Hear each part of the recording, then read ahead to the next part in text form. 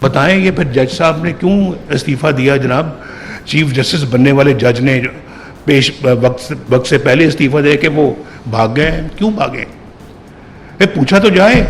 جج جو تھے جو فارغ کیے گئے ہیں وہاں سپریم کورٹ کے، مظاہر نقوی صاحب، بھائی آپ نے اتنی جائیدادیں بنائی تھی، آپ نے ابھی تک کوئی قوم کے سامنے لائے نہ؟ کوئی مقدمہ چلنا چاہیے آپ پہ، پتہ تو لگے کہ آپ نے یہ غلط طریقے سے سارا کچھ بنایا، اور آپ کو بھی نیب کے اندر ڈالنا چاہیے. آپ بھی نیب بھگتے ہیں، ہم سب نے نیب بھگتی ہیں، اور بے وجہ بھگتی ہیں، بے وجہ بھگتی ہیں. سب کے جھوٹے کیسز تھے جو آج ایکسپوز ہو رہے ہیں، باری باری ہوئے ہیں یا نہیں ہوئے؟ ہم نے بے وجہ بھگتے ہیں، لیکن ہم نے حکومت بھی ہم سے چھینی گئی. اور ہمارے کچھ سینیٹر بھی یہاں پہ شاید ممکن ہے ایک دو وہ بیٹھے ہوں جن کو کہا جی کہ یہ پارٹی ان کو ٹکٹ دے ہی نہیں سکتی کیونکہ ان کے دستخط نواز شریف کے دستخط تھے. بہت بڑی بات ہے. مجھے آپ کو سب کو خراج تحسین پیش کر دی، لیکن میں اب اس بات کی طرف میں مختصر کرتے ہوئے دوبارہ آتا ہوں کہ پھر کیا ہوا کہ ایک سٹنگ پرائم منسٹر کے خلاف اتنی بڑی سازش کی گئی، اس کو نکالا گیا، اور پھر اس کے بعد کیا ہوا؟ جج شوکت صدیقی صاحب کہتے ہیں کہ میرے پاس یہ جرنیل آئے اور انہوں نے کہا جی کہ نواز شریف کو اور مریم کو آپ نے اندر رکھنا ہے، جیل میں، باہر نہیں آنے دینا. بول پڑے وہ. یہ بھی اس کا بھی کوئی کسی کنارے یہ بات ساری لگنی چاہیے. اکاؤنٹیبلٹی ہونی چاہیے. ہم صرف وہ اکاؤنٹیبلٹی کا مطالبہ کرتے جس نے پاکستان کو تباہ و برباد کیا ہے. جن کاموں نے پاکستان کو تباہ و برباد کیا ہے، کیا ان سب چیزوں کی اکاؤنٹیبلٹی نہیں ہونی چاہیے؟ کیوں نہیں ہونی چاہیے؟ ہماری بھی ہوئی ہے اور سیاستدانوں کی ہوئی ہے، لیکن جو باقی لوگ ان میں ملوث ہیں ان کی کیوں نہیں ہونی چاہیے؟ ہونی چاہیے. اور خود ان ججز کی بھی ہونی چاہیے جنہوں نے یہ فیصلے دیے.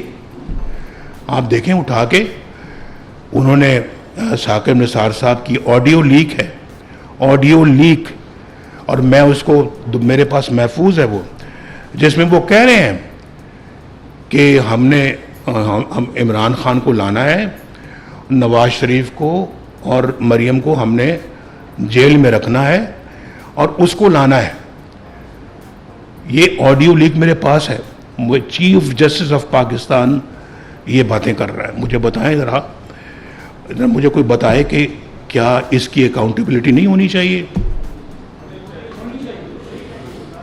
یہ سب باتیں ہیں جو ٹھیک ہوں گی تو یہ ملک ٹھیک ہوگا. اگر اکاؤنٹیبلٹی ہوتی رہتی اور پچھلے 70-75 سالوں سے ہوتی رہتی تو آج ہم ایک ڈیفرنٹ قوم ہوتے، آج ڈیفرنٹ پیڈسٹل پہ ہوتے. تو یہ انہوں نے اور ملک کا بیڑا غرق کیا. انہوں نے ایسے بندے کو لے کے آئے جس نے اور تباہی مچا دی.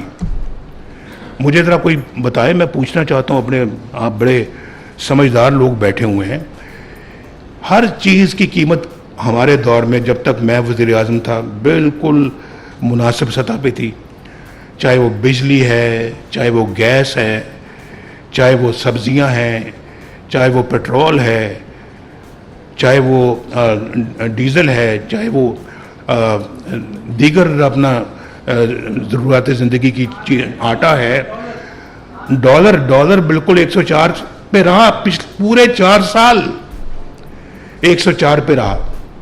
بیٹھے ہیں ڈاکٹر صاحب، پوچھ لیں یہاں. انہوں نے ماشاءاللہ اس کو جس طرح سے رکھا، اکانومی کو سنبھال کے رکھا، اور پھر انفلیشن ایک تاریخی سطح پہ تھا کہ جو اتنا لو تھا انفلیشن، ملک ترقی کر رہا تھا. انٹرسٹ ریٹ 5% پہ آ گئے ڈاکٹر صاحب، 5%، 5.25% پہ انٹرسٹ ریٹ. آج کتنے پہ ہے؟ 22. اور مجھے یہ اچھا، مجھے صرف ایک سوال اور نہیں، میں نہیں پوچھنا چاہتا. مجھے یہ بتایا جائے کہ نواز شریف کے زمانے میں تو سب یہ حالات تھے، کب اوپر چڑھنا شروع ہوئے ہیں؟ اور یہ جو پچھلا دور ہمارا جو دوسری حکومت کا گزرا ہے اس میں کتنے جمپس آئے ہیں ریٹس میں. بس یہ سوال پوچھنا چاہتا ہوں تاکہ پتہ لگے قوم کو کہ کس کے دور میں لوگوں کی زندگی جو ہے وہ اجیرن ہوئی ہے.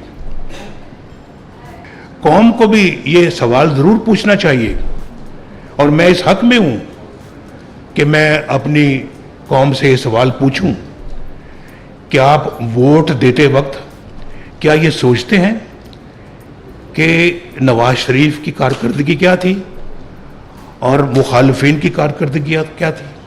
ذرا سوچتے ہیں آپ؟ سوچتے ہیں کہ نواز شریف کے دور میں قیمتیں کیا تھیں اور آج کے دور میں قیمتیں کیا ہیں؟ نواز شریف کے دور میں بجلی کی قیمت کیا تھی اور ہمارے مخالفین کے دور میں بجلی کی قیمت کیا تھی؟ سوچتے ہیں؟ میں قوم سے یہ سوال پوچھتا ہوں اور قوم کو یہ جواب ضرور دینا چاہیے، ضرور دینا چاہیے.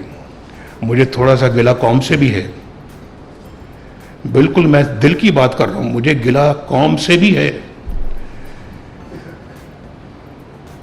اور پھر ایک وزیر اعظم کو جھوٹے کیس میں بیٹے سے تنخواہ نہ لینے کے جرم میں فارغ کر دیا جاتا ہے اور قوم خاموش بیٹھی رہے. یہ بھی کوئی بات نہیں، کوئی بات نہیں. بہرحال میں اس وقت اپنی بات کو یہاں تک ہی محدود کروں گا. اور آج جو ہے وہ مہنگائی میں کمی آئی ہے. شہباز شریف صاحب ماشاءاللہ دوبارہ اپنے منصب میں بیٹھے ہیں.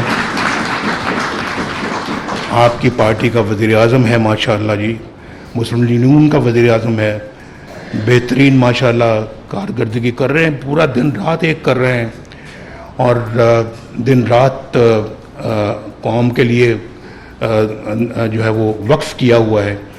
اور اتنی مشکلوں کے باوجود بہت بڑا حوصلہ ہے شہباز شریف صاحب کا. میں بھرپور دل کی گہرائیوں سے ان کو داد دیتا ہوں. آپ بھی میرے ساتھ مل کے داد دیں.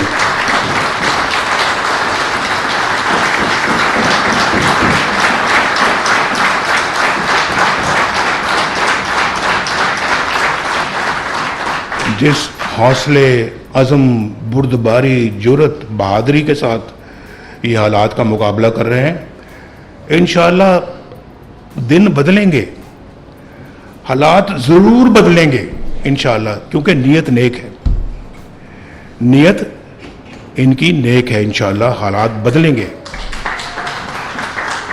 میں سمجھتا ہوں جی کہ اللہ تعالیٰ ان کی مدد کرے، آپ سب کی بھی جو ان کی کابینہ کے ممبران ان کی بھی مدد کرے، اور اللہ تعالیٰ پنجاب میں بھی مریم نواز شریف کی مدد کرے. مزید حالات حاضرہ سے باخبر رہنے کے لیے ہمارے channel I point T V کو سبسکرائب کریں.